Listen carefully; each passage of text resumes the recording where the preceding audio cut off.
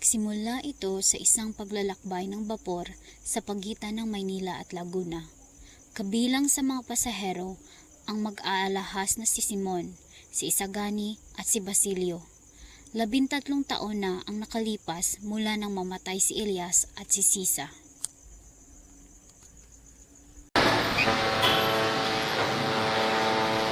Buenos días a todos ustedes. Magandang umaga sa iyo. Mahina lang ang takbo ng makina, kapitan. Bakit hindi natin pinasa? Maglalagos na tayo. Sa playang yung ginag.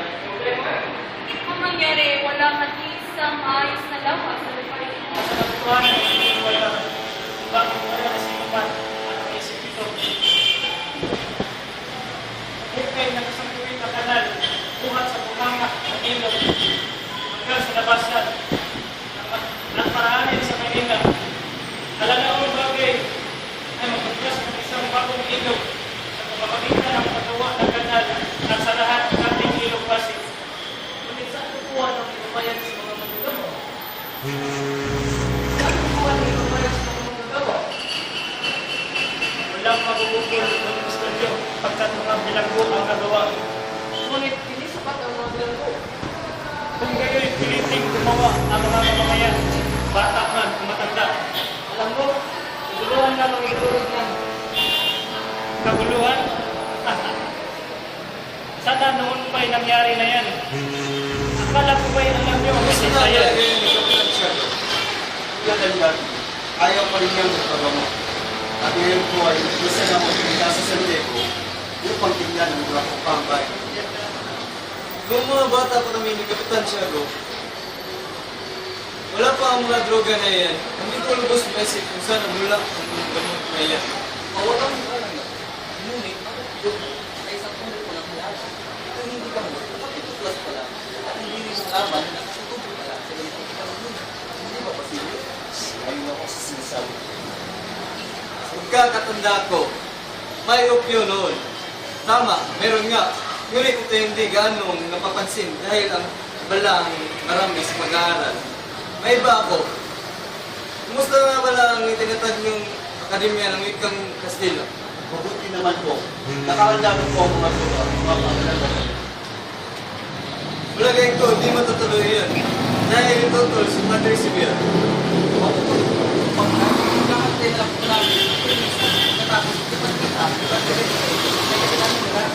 Pinagaluhan namin ang kabayo, dalawang kabayo kastalyo at mga Saan kayo kukuha ng pera? aambag ng bawat eskwela. Ang mga guro ay batid sa Pilipino at Estila. Ang mga kaguntan naman ay handog ng mayamang sa Israel. At ang ito, isa sa kanilang bahay. Mabuti kung ganun. Sana'y magtagumpay kayo. Ano? Ano na ako sa inyo? Sige po. Wait lang ako. Ano nga pala ang sabi ng ito? Teka, kaibigan. Tila yata ikaw ay namumula. Pinag-usapan natin yung kasintahan.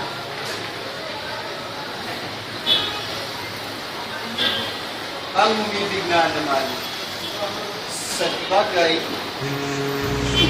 ay talagang ano nga pala ang sabi ng kayo?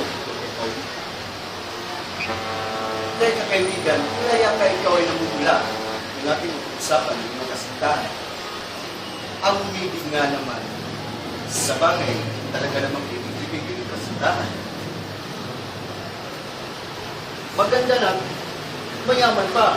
Kaya lang ay, teka lang, huwag kang kapahan. Ang gusto ko lang sabihin, kaya lang ay, dati kang kasama, kaya lang tugod na sumod. Palipas sa iyong pandana.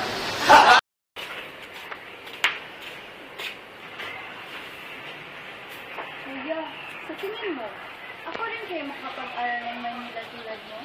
Aba, oo naman.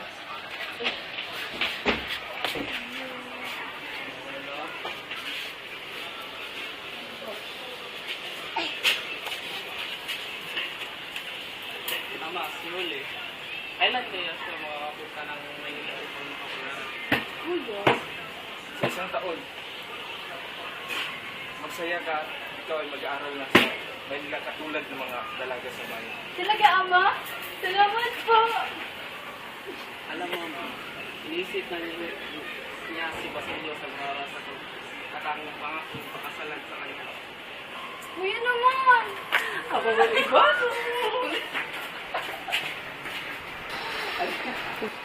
Maganda ang ani natin, Ama. Maganda? Ngunit ano ang iyong ipinag-aalala? Ang mga fraile, Ama. Magpaumanhin ka, anak. Ipagpalagay mo na ang iyong salapi ay nahulog sa tubig at sinakmal ng malaking buhayaw. At ang kanyang mga kamag-anak ay sumama sa kanya. Ngunit, Ama, sila ay umaabuso na. Anak, magpaumanhin ka. Ama! May dumadating! Ama, may dumarating, ama.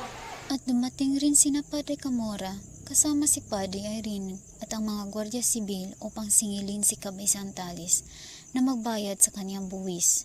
Ngunit sa pagpupumilit na hindi magbayad ay presahan nilang kinuha si Tano bilang kapalit sa hindi pagpayag sa pagbigay ng kanilang lupain, kapalit ng kanilang buwis. Samantala, nakarating din si Basilio sa San Diego at do'y dinalaw niya ang libi ng kaniyang ina na si Sisa at kapatid na si Crispin at sa hindi inaasahan